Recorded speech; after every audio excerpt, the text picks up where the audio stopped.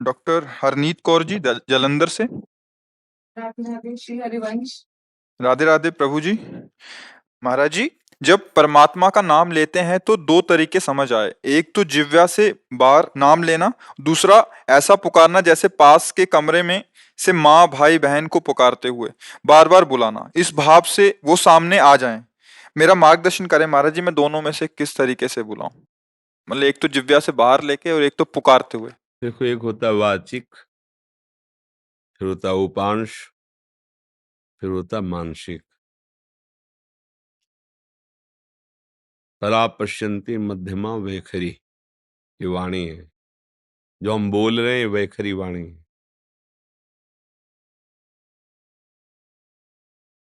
ये उपांश है,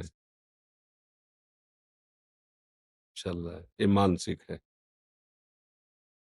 बिल्कुल शांत मन, शांत इंद्रियां, और वो परावाणी से भजन हो रहा है।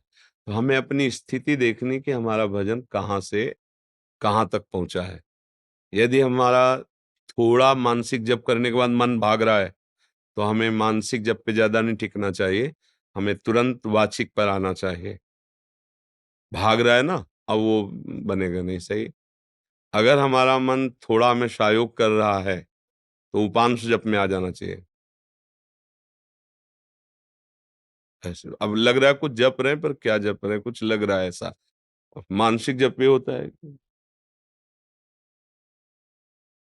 सामने मंत्र है, कान में सुनाई दे रहा है, आंख में एक एक अक्षर जमा हुआ है, और अंदर से परावाणी से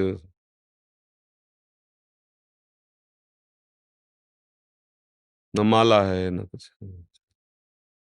उठते बैठते चलते फिरते हर समय पर ये सिद्धों की स्थिति होती है, साधक को करना होता है। तो अगर हम कम से कम 1.5 वर्ष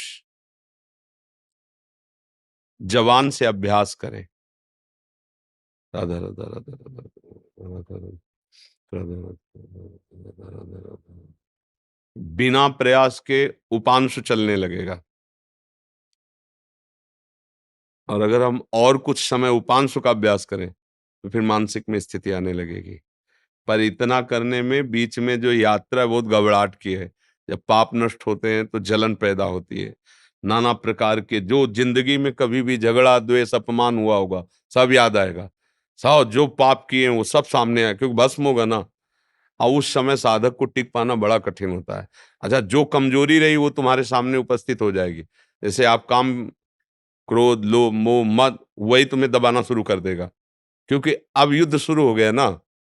नाम अब विजय करवाएगा ना, तो नाम न छूटे, उत्साह न टूटे, और आप आगे बढ़ते रहो तो जीत जाओगे। और इसके लिए साधु संग बहुत जरूरी है।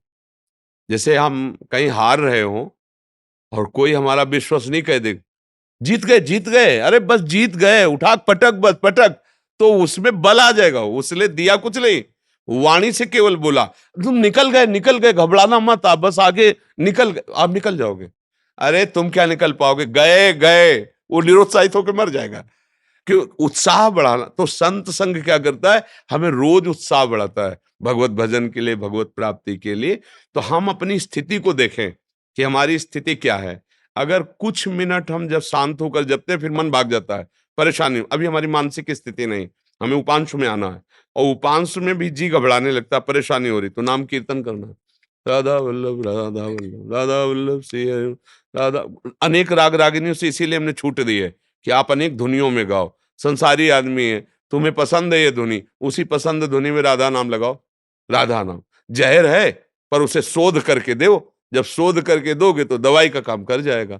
संसारिक ध्वनि है, पर लगाओ राधा नाम उसमें, और आप गाओ राधा राधा राधा, तो भाव को भाव अनखाल सहु, नाम जपत मंगल दिशि दसहु। समझ पा रहे प्रश्न करता जी?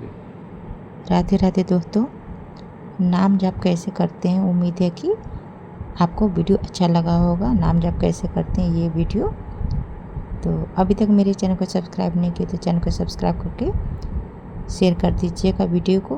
फिर से मिलते हैं नए वीडियो में। राधे राधे।